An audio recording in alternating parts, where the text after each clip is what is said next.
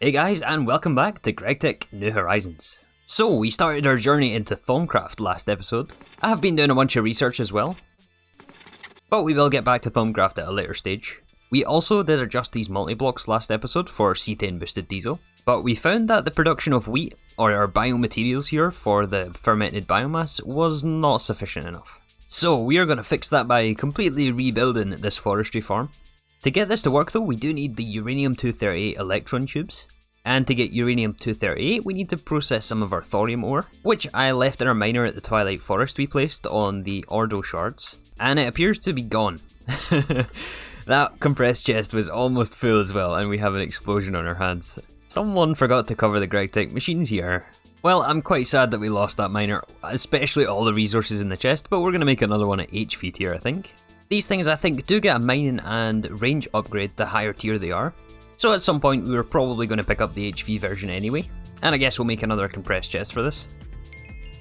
And we'll also need a combustion engine for power. Oh, and this also was our only beryllium thorium vein that we'd found as well. This situation, it keeps getting worse. We're going to have to find a new ore vein here, I think. Aha, finally! I don't know why these things are so difficult to find, but we got our second thorium vein. Alright, we got the miner placed, we'll come back and check on this later on. It will be a bit faster than the MV one, but we do still have some more setup before we actually need the electron tube. So, first things first, we do have to recenter this farm, as when we upgrade the electron tubes in this, it does also increase the range. So you know what, I think it's easier just to tear it down and completely rebuild it, rather than trying to work around what's here.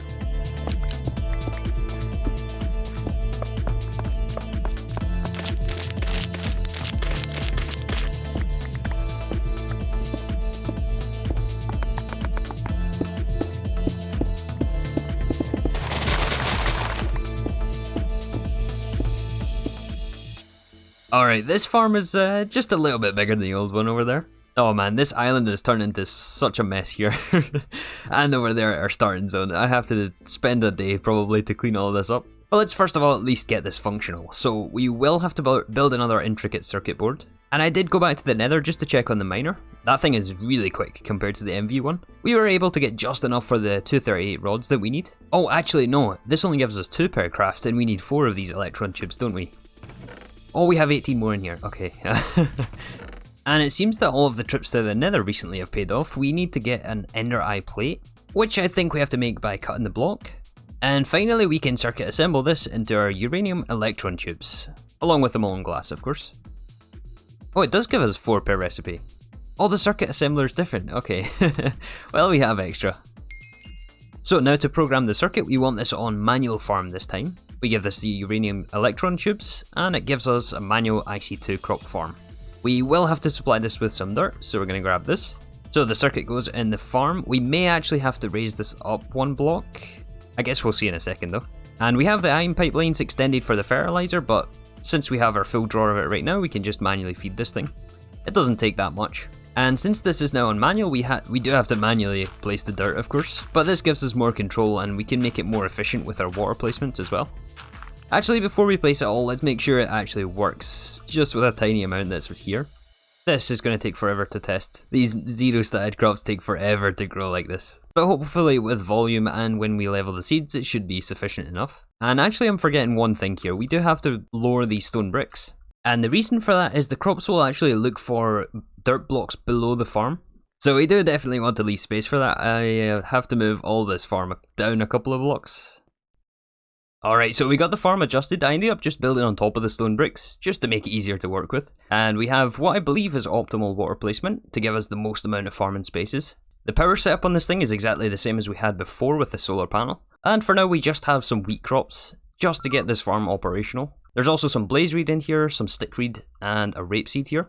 Although I have continued here to work on trying to breed up some stickweed so that we can crossbreed with the other crops and raise the stats on those things, and then eventually we'll plant everything in there. But yeah, the 2 iron pipelines are exactly the same on this end. We have the fertilizer buffer drawer here being inserted into the hatch, and then on the opposite side we extract the crops into the input of this long distance iron pipe. However, I did extend out this building a little bit, and on the other side of the iron pipelines we do now have this new drawer network. So the input for the fertilizer mixer is exactly the same, except the one from the farm here now goes into a drawer controller and buffers all of the outputs of the drawer. Since we're farming wheat for now, for our biodiesel setup, we are now extracting that on the bottom via this iron pipe, And then from the specific drawer, it's hooked up to the compressor back there, which will turn it into biochaff. And this setup for the cetane really couldn't have come at a better time. We're actually now out of fuel. And in fact, some of these electrolyzers have stopped receiving power because the generators are no longer being powered with the fuel. So we have to, I think, make the switch over to cetane by now. But because of the way these Gregtech pipes work, there is still a decent amount in the internal buffer of this network. So I would say we've got probably about 2 hours to do this, maybe less. I don't know, it kind of depends how often we use fuel. I've turned off the blast furnaces for sure. Oh yeah, all of this side of the network is now empty.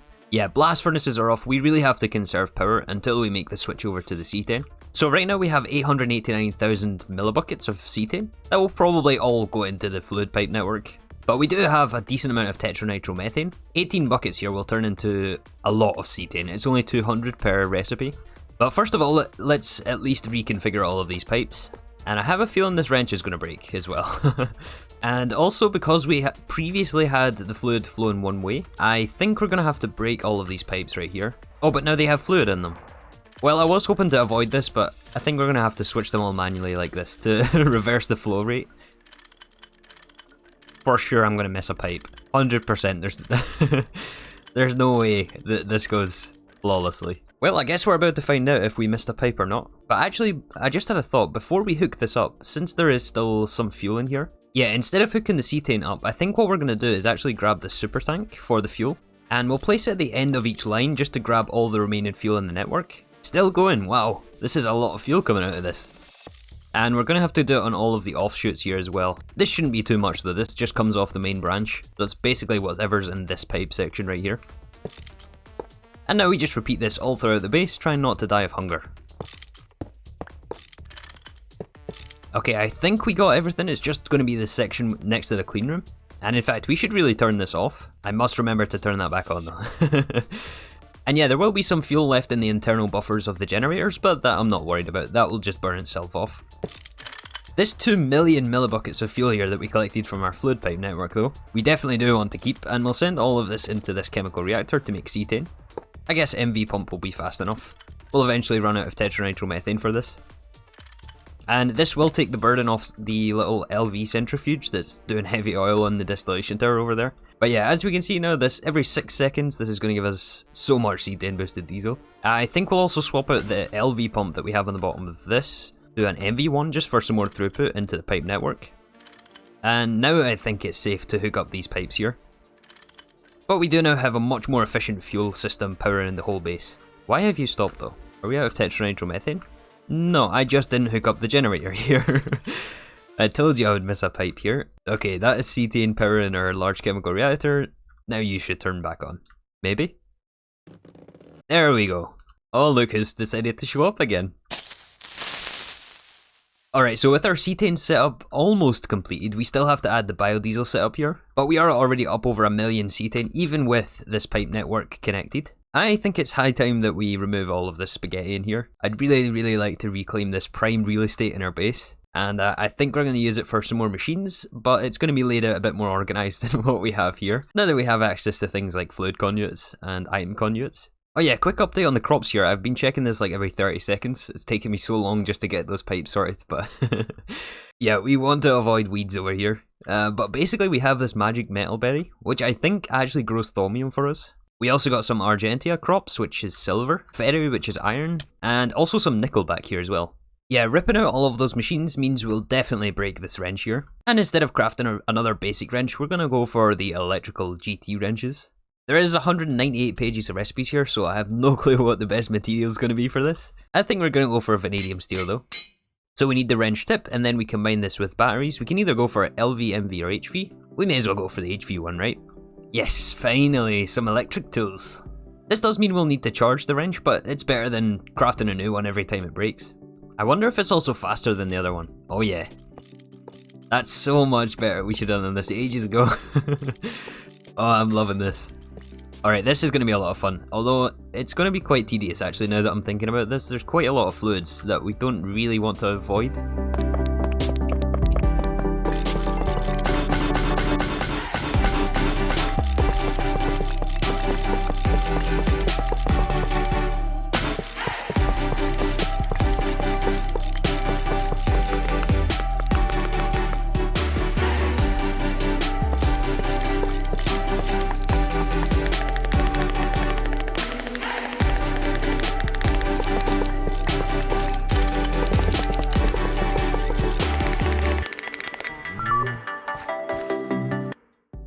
Okay, now that was satisfying. So I wasn't actually planning today on tearing everything out, since we still need some of the setups, right? We still had our polyethylene and stuff there. There was also the setup for sodium persulfate, which sat about here. And of course our PTFE, or go to hell, which is right here. The only reason I left this thing is because we actually need more PTFE to fix the polyethylene. But we'll get to that in a second. So, but yeah, if you ever wanted to know how many machines it was, this is basically the material list. And we have some leftover fluids here that I didn't want to void. We have some oil that we can throw through the distillery and we can turn all of that into fuel. We do have a decent backlog of polyethylene, but this is definitely something we'll want to set up. But now that we have access to large chemical reactors, all we have to do is actually take the ethylene out of that distillation tower over there, which actually I'm thinking we move over to that side. I haven't really decided what's happening with this yet.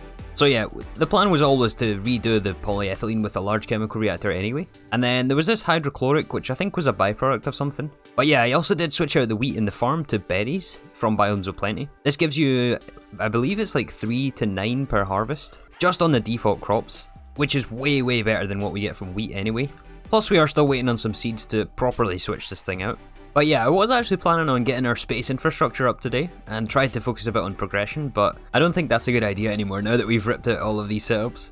So I think we're going to replace polyethylene, and while we're doing polyethylene, I think we're also going to do PVC. So PVC is something that we skipped over previously, and I kind of regret doing that. So that is the quest in MV actually over here. It's really not too difficult so long as you have ethylene. We just mix this with a bit of chlorine and we get vinyl chloride, and then I think we just mix with oxygen again. Oxygen or air will give us polyvinyl chloride. And we use PVC actually for one of the SMD capacitors. We actually didn't have any way to produce these before, so yeah, I think getting PVC and polyethylene back up is going to be the first mission today. The biodiesel setup here we may get to, but I mean our cetane supply is very healthy right now. So I was looking through NEI a bit more, and we actually have two options on how to go about polyethylene. The simplest one is probably to use the ethylene that's coming out of this distillation tower somewhere. Is it the top one? Yeah, second top one up there gives us ethylene, which we then just mix with oxygen. Although there is a second option here, and we are producing ethanol from our fermented biomass distillation. I mean, the ethanol we will need for biodiesel, so I'm leaning towards the other distillation tower for polyethylene. This looks like it's used for a lot of different things as well, but we can mix this with sulfuric acid to give us ethylene, and then with oxygen for polyethylene, and we are absolutely swimming in sulfuric acid and in ethanol. So, I mean, yeah, we have, I don't know which way we should go, to be honest. I think we will go the distillation tower route though, and we're going to move this over to the other side over there, since this process does give us light fuel, which we can then pump into one of those chemical reactors there for more fuel. So it's going to be a win-win. The only other thing is, well, I mean, the reason we built it here in the first place is we need access to steam. But we will be removing our boiler soon enough anyways, which means that we do have to find another solution. And I have a feeling as well this isn't going to be the last time we move distillation towers. At least we have the wrench to help us this time. Alright, so yeah, distillation tower is going to go on this side of the room now. Inputs are going to be from the right hand side. We're going to have the oil cracker right here. Something like this. And then we'll have the steam inputs on the top. We still have to figure this out of course, but I think we're going to go for something like the high pressure steam boiler instead. It's basically free steam, and we only need 1,000 litres per operation. Hook up the inputs. And you know what, I've left 2 block gap here. That's no good for centering things. Oh man. Okay, let's move it all. That is a funny looking distillation tower right there. Now we need our large chemical reactor to go on this side. And this is exactly why we didn't take down the PTFE setup. Although we do have no oxygen supply anymore, so we'll have to supply that manually, along with the chlorine. Actually, we'll need 2 of these large chemical reactors. One will do PVC in, both of which will run at LV, so we need 2 LV energy hatches. We'll also need the casing blocks, of course, which we only have 5 left. We're going to need to craft quite a bit more. We'll also need the controller block, so we need 4 large pipes. Oh, and we're short 1 circuit. How can we get 1 HV circuit? I wonder if we have any unclaimed quests. I bet we do. Aha! Look at this. 2 HV circuits right there. Alright, that allows us to pick up the 2 controller blocks. And we appear to be out of steel for the casings, but that is not a problem anymore with this wrought iron method through the blast furnace. You know what, I'm not really sure how this episode is going to turn out today again.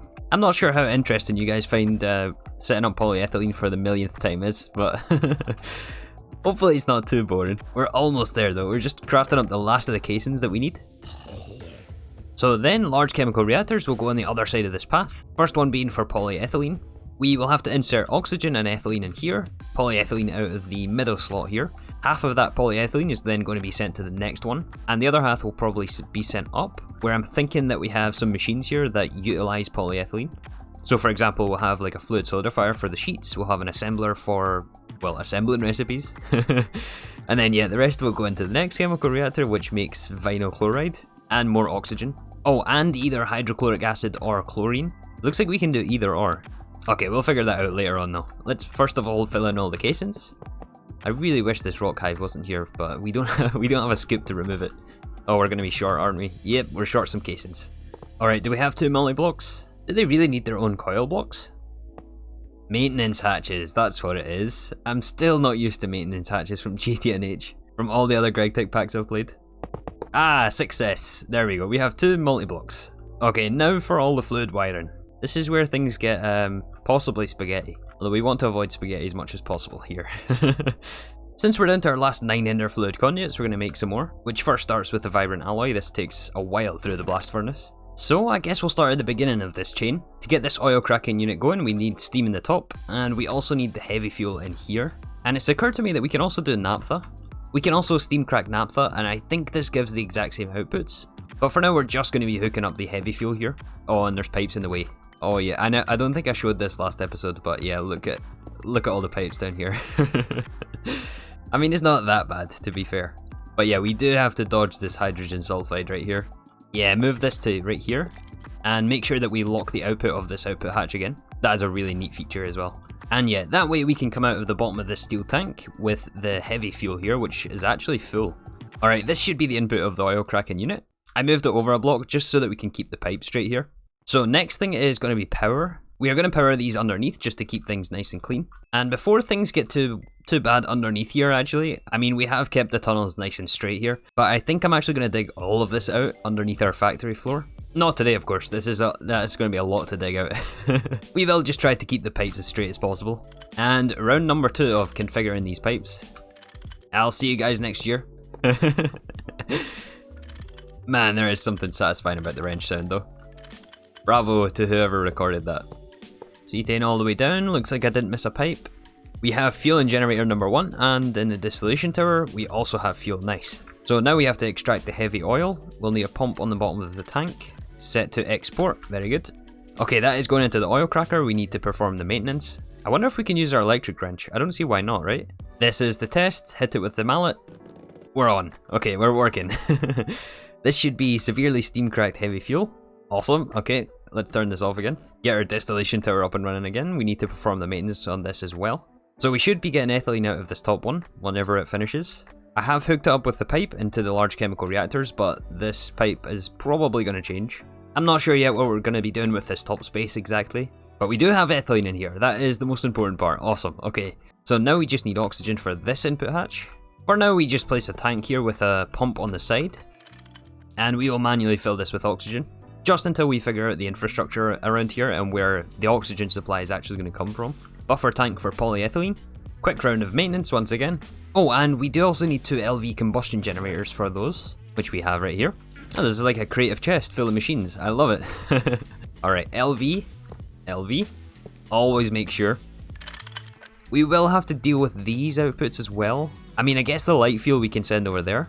Yeah, you know what? I think we move it over to this side and then we'll pipe it underneath. Yeah, this is our light fuel line coming in here from the distillation tower. We're going to buffer this in a tank, which apparently has hydrogen sulfide in there. You belong in here. Oh, and there's maintenance issues on this as well. Yeah, we do have to set up some covers to alert us for maintenance. That's something I haven't been checking actually. Are you happy now? Yes, running perfectly. Okay. And this I think we can just connect to the conduit network, which should extract all the light fuel. And light fuel is on brown channel. Apart from that though, I don't think there's anything else we can deal with right now. I mean, obviously all of these products we want, which is why we built this thing. But the rest for now, I think we're just going to let void. Actually, I just realized we can keep this straight if we output this to this side as well. There, that's better. Alright guys, it has been some time. I've been working on this a little bit and decided to change some things up. Starting with these chemical reactors, so I did hook up the inputs for the vinyl chloride as well, and I also reversed the order of these things. So vinyl chloride is now being made in the right hand side, and polyvinyl chloride is on the left. We have an oxygen buffer tank up here, which we still have to figure out the inputs for, and the oxygen is split 3 ways. 2 of them go into the input hatches of the chemical reactors, and the third is taken on this ender fluid conduit up to these machines up here, along with the outputs. So we have the vinyl chloride coming out of this one, and polyvinyl chloride buffered in this tank. No, polyethylene buffered in this tank. The ethylene comes through this tiny steel fluid pipe from the distillation tower up there. I'm not sure if I like this pipe going across here, that may end up going behind the wall. But yeah, that is all put into these machines right here. The first one being a fluid canner, this accepts oxygen from the back. So we're using filters on the conduits here to input oxygen. The vinyl chloride goes in the chemical reactor, and also takes the oxygen cells from the fluid canner. This mixes on circuit 1 and gives us polyvinyl chloride, which is temporarily buffered in this tank, and then passed along to the fluid solidifier where it makes us sheets. And on the opposite side we have a fluid solidifier here for polyethylene, which will also make us sheets whenever we get the mold. So yeah, right now we're just making sheets from both of these things. We may need them in other forms. I know for a fact we need these in foil form, and similarly the polyethylene is used in many different forms as well. I think we may need thin sheets, and I think also the pulp is used in one of the mixer recipes. It's not this, is it? It could be gel toluene, it might be this that we need. But for now we'll just do that step manually. We can always add more fluid solidifiers or change the molds in here manually. This is all of course still a work in progress. But yeah, I also decided to like sandwich the floor like this, just so that we could have a space to run cables. Ow, that was a good shot. I will give you that. Oh, and he gave us a piston, nice. And a feather. Anyways, yeah, we also needed a way to input steam to this oil cracker. So I did go and steal the high pressure solar boilers from our solar setup over there. We are going to be taking that down anyway, and probably taking out all of the steam machines. Although I was thinking about it, and we kind of need the grinder still, so we may just build more solar boilers for that. But yeah, this takes its water on the plastic pipe here from a reservoir below. Cut out a little hole in the ceiling. There is glass up there, by the way, so no explosions. And that buffers the steam in the super tank, and then is just passed straight into the input hatch of the oil cracking unit. The last thing I want to add to this setup today is a way to turn this off. So the way we're going to do that is by adding a machine controller to the bottom of this distillation tower. And the controls on this will definitely change, but I think for now we're just going to control it based on our ethylene supply. So we'll put a fluid detector cover on the ethylene output hatch. I think it has to go in the output hatch itself, so here. And so if there is one ethylene in here, we're going to invert this as well. If there's ever any ethylene in the output hatch, then it will not emit a redstone signal. Then we can just run some redstone down the side of the distillation tower and into the controller. I think we'll go underneath though, just to make it a bit cleaner. Yeah, right on the control hatch here. And we can actually test this just by grabbing some ethylene, and we'll disconnect the pipe here and manually insert this, and it should give off a redstone signal. It doesn't. Okay. Turns out I think we just have to read from a tank instead, so we have a little buffer tank here for the ethylene. So since there is ethylene in here right now, it's not emitting a redstone signal. As soon as we take this ethylene out, then it does emit a redstone signal, turns on the distillation tower, and will produce more, until eventually this buffer fills up. So that is the basic idea there. I'm not entirely sure if ethylene is the best thing to control it with. We may just end up putting fluid detection covers on each one of these things when we inevitably handle the rest of these fluids. But I did also hook up a similar system here with the fuel, so that if we're ever backed up on fuel, then it will emit a redstone signal to this large chemical reactor and it will stop its processing. But I think with that we're going to wrap things up here. I'm going to try to clean things up a little bit on this setup. Try to get the wires the way I want them. I'm not so sure about this thing, as I've mentioned. But yeah, our cetane setup is, I mean, it's went down obviously, but that's because we added a whole new pipe network over here. There's probably half of it in there. Our bottleneck now has moved to these chemical reactors and this distillation tower for the heavy oil. And in fact, it's probably this basic centrifuge is the slowest part. Oh no, it looks like it is the distillation tower here. Actually, it looks like we had, wait, apparently I had this turned off. Well, that's probably why. Yeah, we should maybe add some lights or something on this to identify when it's running or not. But yeah, I think that is going to do us for today. Thank you again for watching, and I'll see you all soon for some more Gregtech New Horizons.